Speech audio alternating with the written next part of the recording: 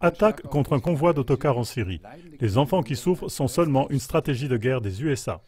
Dans l'émission Stratégie de guerre des enfants qui souffrent, CLA TV montre comment des images d'enfants souffrant ou même morts sont utilisées de manière récurrente comme stratégie de la politique belliciste des États-Unis. Un exemple en est l'histoire inventée de la souffrance de nourrissons en 1990, ce qu'on appelle le mensonge des couveuses, qui n'a mené à rien d'autre qu'à un très grand crime de guerre en Irak. En août 2016, c'était la photo du petit garçon syrien Omran qui devait inciter le monde à être prêt à entrer en guerre. L'attaque par missile des USA sur une base aérienne syrienne dans la nuit du 7 avril 2017 a aussi été justifiée avec des images d'enfants morts.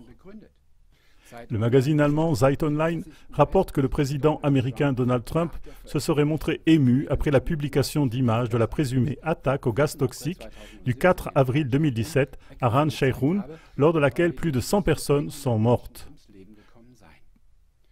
Trump a dit que les photos des enfants l'ont ému et lui auraient fait changer d'attitude envers la guerre en Syrie.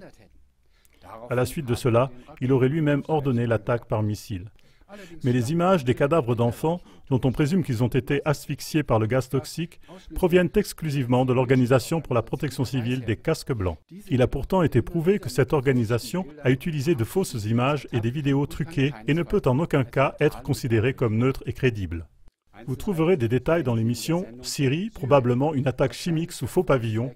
Le gouvernement américain provoque l'escalade de la guerre ». Et d'autre part, le célèbre professeur américain en sciences, technologie et politique de sécurité nationale, Theodore Postol, a indiqué que le rapport fait par le gouvernement américain, qui était censé confirmer que le régime syrien avait effectué l'attaque avec des armes chimiques à Ran Sheikhoun, est erroné et n'est pas basé sur des faits concrets. Le professeur Postol a prouvé de manière convaincante qu'une grenade au gaz neurotoxique a été déclenchée au sol au moyen d'une charge explosive préparée, et non par le largage par l'armée syrienne d'une bombe au gaz toxique. Vous en trouverez les détails dans l'émission qui s'affiche. Bon, on pourrait dire que Trump, comme d'autres présidents avant lui, a été trompé par les images des cadavres d'enfants et par les rapports des services secrets, et se serait laissé tromper sans savoir. Mais ce qui est surprenant, c'est que le président des USA et d'autres politiciens occidentaux ne semblent être touchés par des cadavres d'enfants que lorsque ceux-ci sont utiles à leur politique belliciste. Voici un exemple actuel. Le 16 avril 2017, les médias principaux ont relaté qu'en Syrie, un kamikaze avait déclenché une charge explosive à proximité de 75 autocars. Il y aurait eu jusqu'à 126 morts, dont la moitié environ étaient des enfants. Les autocars faisaient partie d'un programme d'évacuation qui avait été négocié en mars entre les rebelles et le gouvernement syrien, avec la participation de l'Iran et du Qatar. Dans les autocars contre lesquels a eu lieu l'attaque à la bombe se trouvaient majoritairement des habitants fidèles au gouvernement et venant des villes occupées par les rebelles. Selon les informations des médias, l'auteur de l'attentat a déclenché la bombe dans une région contrôlée par les rebelles. Le convoi avait préalablement été arrêté par les rebelles. En ce qui concerne la question de la culpabilité, les médias principaux unanimes se sont tout à coup exprimés avec réticence. On a pu entendre que la télévision publique syrienne rendrait les groupes terroristes responsables de l'attaque, les activistes de l'opposition contre les partisans du gouvernement. Et c'est tout. Pendant toute la semaine qui a suivi, les médias du mainstream n'ont plus prêté aucune attention à l'attaque atroce et à la question de la culpabilité. Pas d'indignation comme ça a été le cas lors de la présumée attaque au gaz toxique. Ni le président, ni les représentants des États-Unis n'ont prononcé un seul mot sur ces atrocités. Par contre, ils sont d'habitude très fermes quand il s'agit de cadavres d'enfants. Lorsqu'on peut en rendre le président syrien Bachar el-Assad responsable, et lorsqu'on veut justifier le bellicisme américain. Or, en ce qui concerne l'attaque horrible la plus récente, lors de laquelle, selon RT, 116 enfants ont été tués, il n'est clairement pas possible d'en rendre coupable le président syrien. Et il semble aussi que les terroristes ne doivent pas être présentés sous un trop mauvais jour. Pour ne pas éveiller la sympathie pour Assad et son gouvernement, qui souligne toujours qu'ils combattent exclusivement les terroristes. S'il n'en était pas ainsi, pourquoi les politiciens et les médias occidentaux n'ont-ils pas eu un seul mot pour relater que, selon des témoins oculaires, les enfants préalablement affamés ont été sournoisement attirés des autocars vers le camion au moyen de paquets de chips? Le camion où était assis le kamikaze aurait été chargé d'aide alimentaire. Puis il y a eu l'explosion. Voyez maintenant les informations de la chaîne internationale RT au sujet de ce crime atroce, avec des témoignages sur place.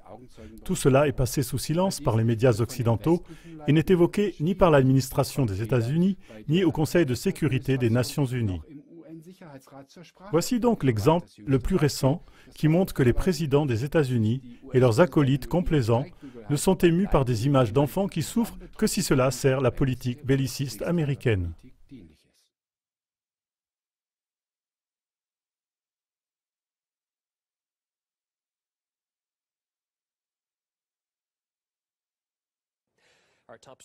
Des témoins ont décrit le massacre de samedi dans la province syrienne d'Alep. Une explosion a atteint des personnes qui étaient évacuées dans des autocars de la région d'Alep, assiégés par des rebelles. On a jeté depuis un camion des sachets de chips pour les enfants. Le camion est parti. Un pick-up est arrivé qui a fait la même chose. Ensuite, celui-ci est parti et les enfants l'ont suivi. Quelqu'un a compté jusqu'à 3 et le pick-up a explosé. Le Croissant Rouge a commencé à aider les gens et à les amener dans des hôpitaux militaires. Lorsque les enfants ont voulu leur apporter de l'eau, ils les ont suivis et ont demandé comment ils pensaient payer. Ils ont dit qu'ils ne jeûnaient pas et qu'ils étaient des hérétiques. J'ai le cœur brisé. Ma femme et ma fille ont disparu.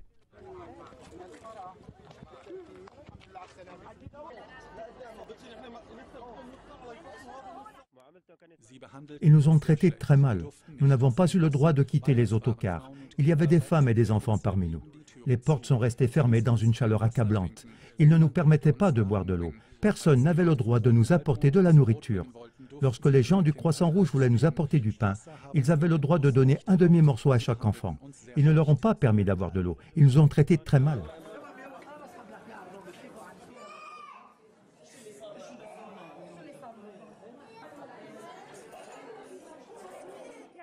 Nous avons vécu 2 jours avec un demi-pain. Nous avons supporté la faim. Mais les enfants ont pleuré. Ils ont attendu 2 jours. Et c'est la faim qui les a amenés à la mort. Plus de 100 personnes ont été tuées dans ce massacre. La plupart des victimes étaient des femmes et des enfants. Ceux qui ont survécu à l'explosion ont trouvé finalement de la sécurité. L'évacuation des villes a été reprise selon l'accord entre le gouvernement et les activistes. On soigne les survivants de l'explosion dans des hôpitaux des régions du gouvernement. Le lendemain de la tragédie, la journaliste Vanessa Billet de la 21e Century Warrior.com a visité l'endroit de l'explosion et a parlé avec des témoins. Quand ils sont arrivés à Rachidine, ils étaient déjà traumatisés par le siège qu'ils avaient vécu et qui avait duré 2 ans.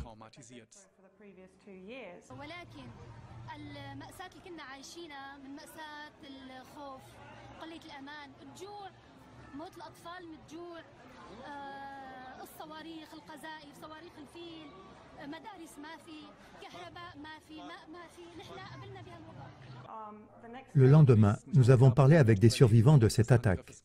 Ce que j'ai entendu était absolument horrible. C'est inconcevable.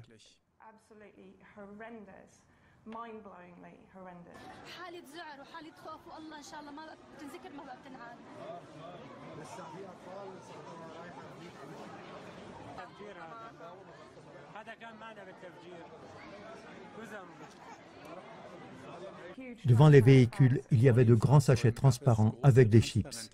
Les enfants ont eu le droit de sortir et ils sont allés en direction des personnes qui avaient les chips. Et ensuite, il y a eu l'explosion. Que ce soit le pick-up ou quelque chose d'autre, il a explosé. Aujourd'hui, on nous a raconté que 116 enfants ont été massacrés.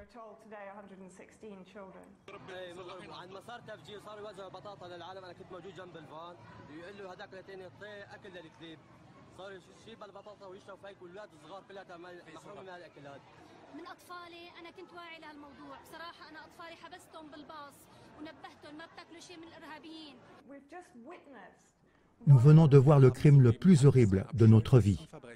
Malgré cela, il n'y a pas de condamnation dans les médias principaux, pas de condamnation internationale par des gouvernements, des ONG ou des médias. Cette chose horrible, je ne trouve pas du tout les mots pour décrire cela, ou pour décrire la douleur que ces gens ont dû vivre.